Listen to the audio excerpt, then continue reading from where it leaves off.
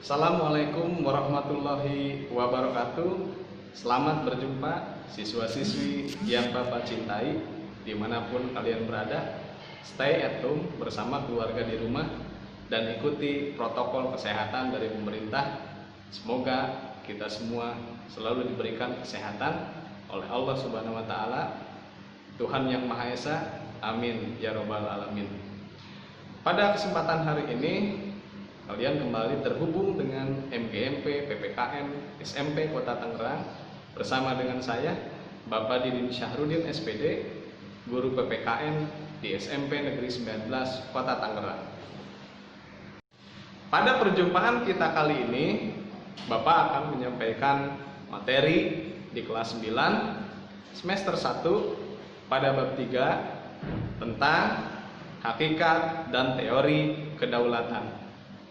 Adapun kompetensi dasar yang harus dikuasai adalah memahami tentang ketentuan bentuk dan kedaulatan negara berdasarkan Undang-Undang Dasar Negara Republik Indonesia tahun 1945.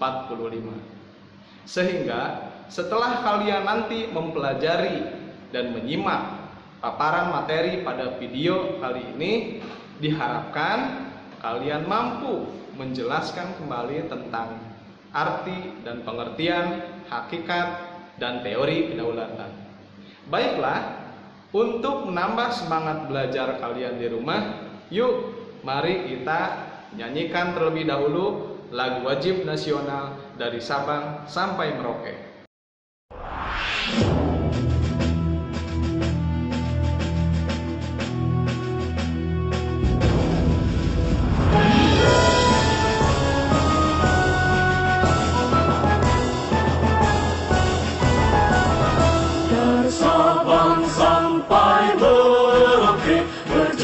Pulau-pulau sang menyambung menjadi satu, itulah Indonesia. Indonesia tanah airku, aku berjanji padamu menjunjung tanah airku Indonesia.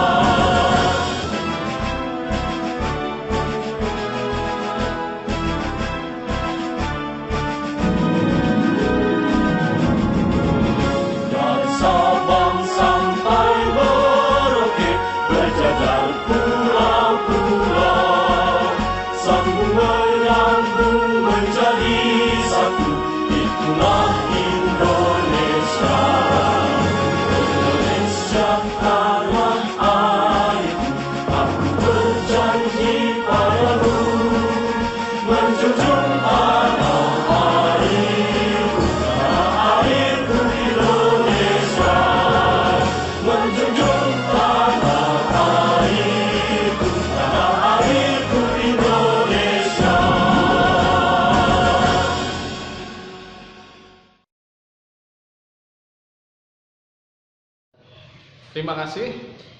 Setelah kalian menyanyikan lagu wajib nasional dari Sabang sampai Merauke, mudah-mudahan dapat menambah rasa cinta terhadap bangsa dan negara Indonesia. Dan untuk mempersingkat waktu, simaklah materi tentang hakikat dan teori kedaulatan. Sebelum masuk pada materi inti, coba kalian perhatikan dan simak gambar tentang skema pemilihan umum berikut ini.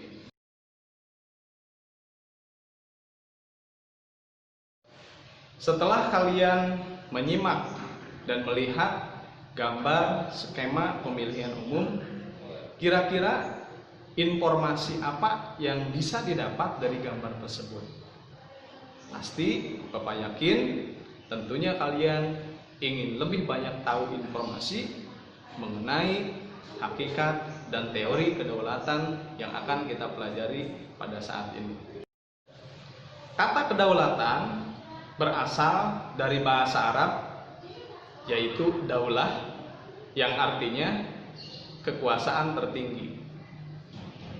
Pengertian kedaulatan itu sendiri adalah kekuasaan tertinggi untuk membuat undang-undang dan melaksanakannya dengan segala cara yang ada.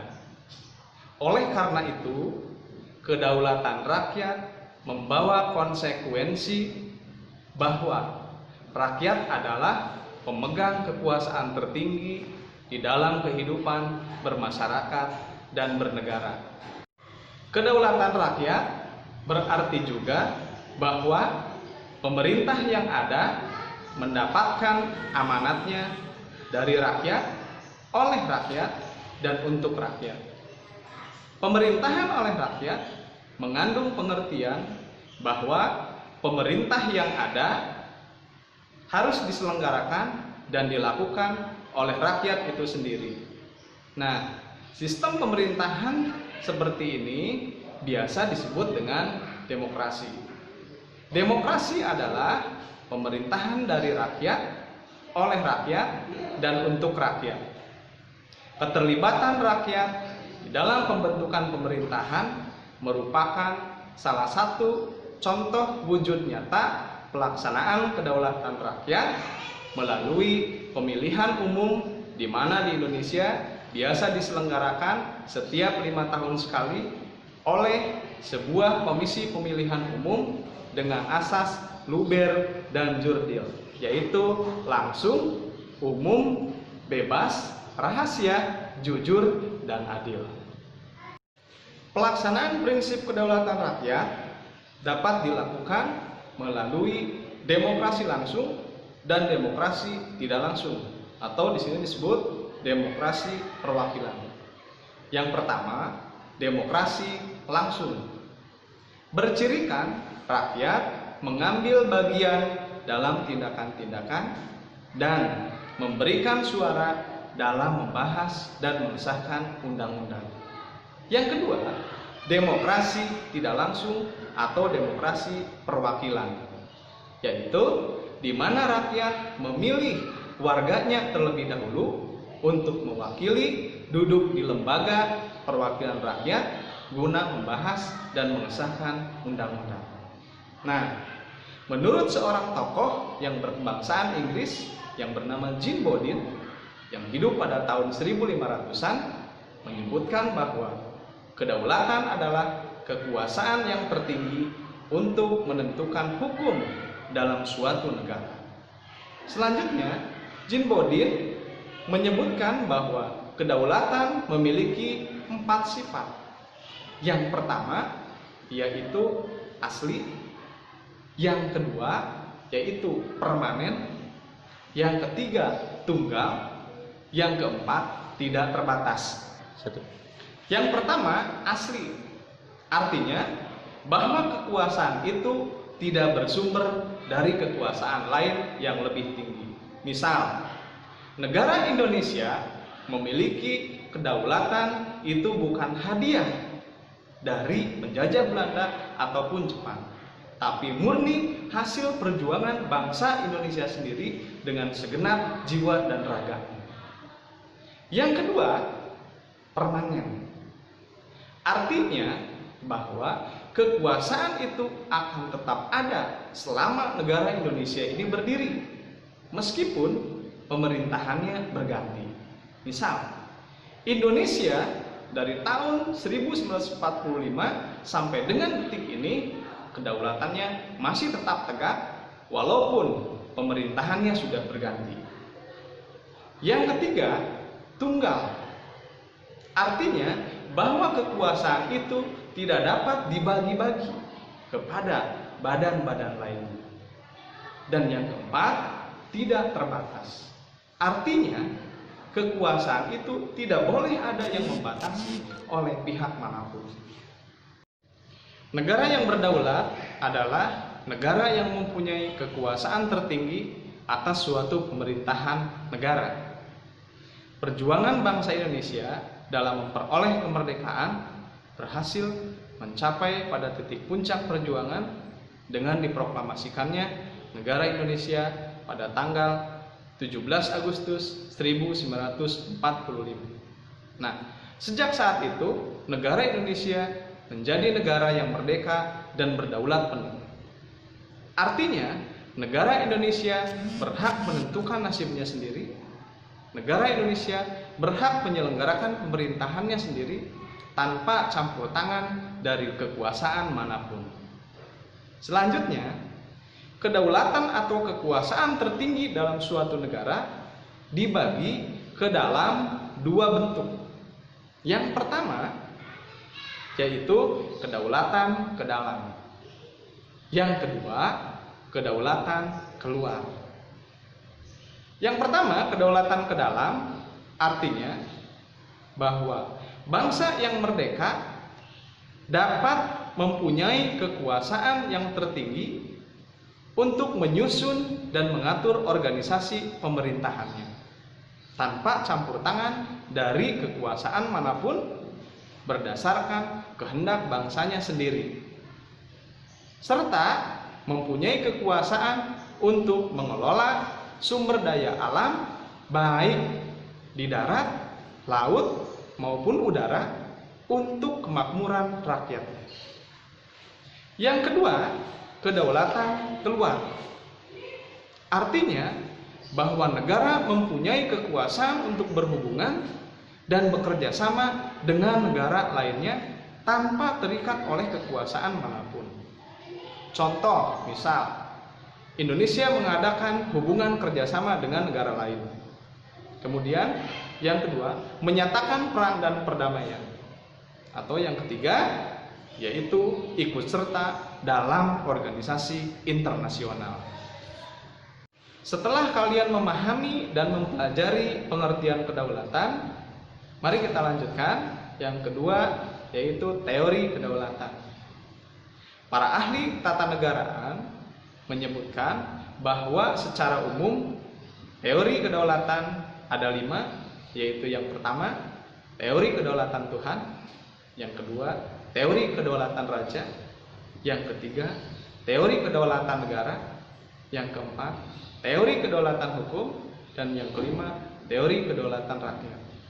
Yang pertama, teori kedaulatan Tuhan. Teori ini merupakan teori pertama dalam sejarah.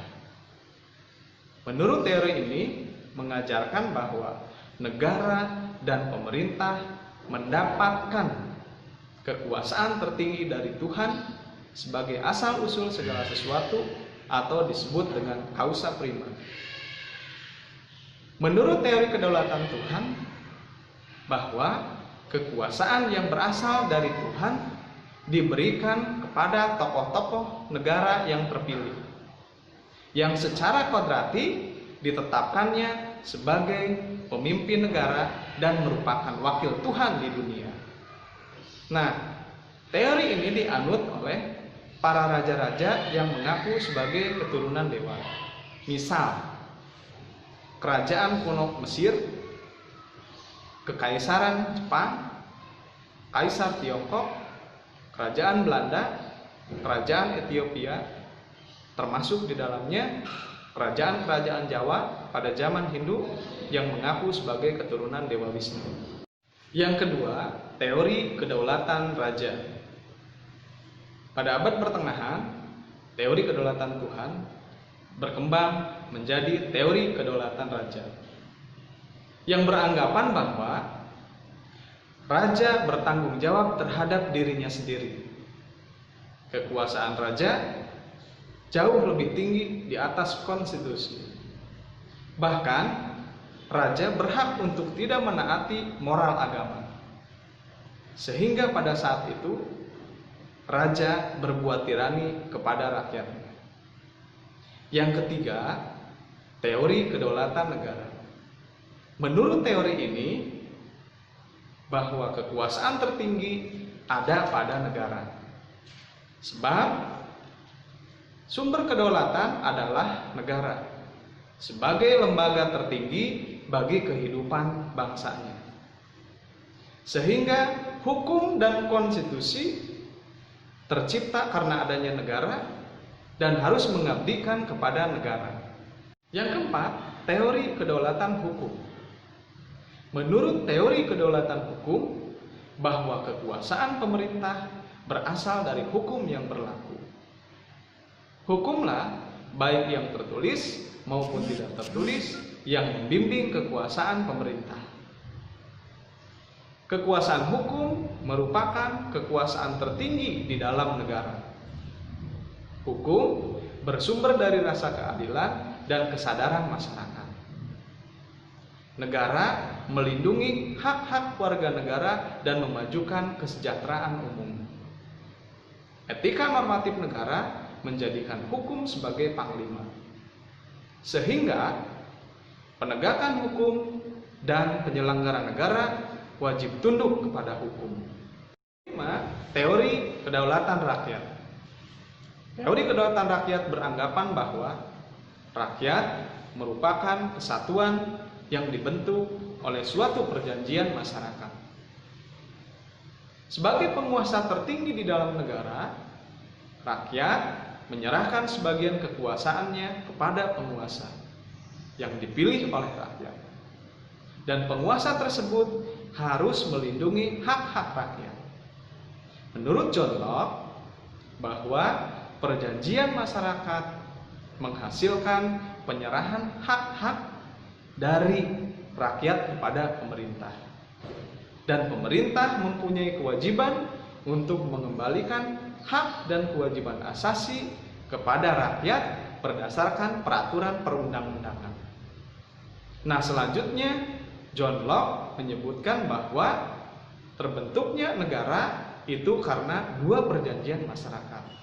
Yang pertama, factum unionis, dan yang kedua, factum subjectionis.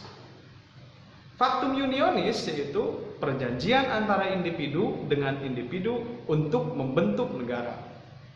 Sedangkan factum subjectionis yaitu perjanjian antara individu dengan wadah atau negara untuk menyerahkan wewenangnya kepada negara berdasarkan konstitusi dan undang-undang dasar. Selanjutnya, menurut Montesquieu, seorang ahli ketatanegaraan dari Prancis, menyebutkan bahwa agar tidak terjadi kekuasaan yang terpusat pada seseorang, maka kekuasaan negara dibagi ke dalam 3 kekuasaan. Yang pertama, kekuasaan legislatif, yang kedua kekuasaan eksekutif, dan yang ketiga kekuasaan yudikatif. Kekuasaan legislatif yaitu kekuasaan untuk membuat undang-undang. Yang kedua, kekuasaan eksekutif yaitu kekuasaan untuk melaksanakan peraturan perundang-undangan. Dan yang ketiga, kekuasaan yudikatif yaitu kekuasaan untuk menegakkan peraturan perundang-undangan yang berlaku jika terjadi pelanggaran terhadap undang-undang. Demikianlah paparan materi yang dapat Bapak sampaikan pada kesempatan hari ini. Sebelum diakhiri, marilah kita simpulkan bersama-sama materi tentang hakikat dan teori kedaulatan. Bahwa kedaulatan adalah kekuasaan tertinggi di dalam suatu negara. Kedaulatan memiliki 4 sifat, yaitu asli, permanen, tunggal, dan tidak terbatas. Sedangkan bentuknya, kedaulatan dibagi ke dalam 2 bentuk, yaitu yang pertama, kedaulatan ke dalam, dan yang kedua, kedaulatan keluar. Sedangkan menurut para ahli, secara umum, teori kedaulatan ada 5. Yang pertama, teori kedaulatan Tuhan. Yang kedua, teori kedaulatan raja. Yang ketiga, teori kedaulatan negara. Yang keempat, teori kedaulatan hukum. Dan yang kelima, teori kedaulatan rakyat. Mudah-mudahan materi yang sudah dipaparkan tadi dapat kalian pahami. Mari kita akhiri. Sampai jumpa di lain kesempatan. Billahi taufiq wal hidayah. Wassalamualaikum warahmatullahi wabarakatuh.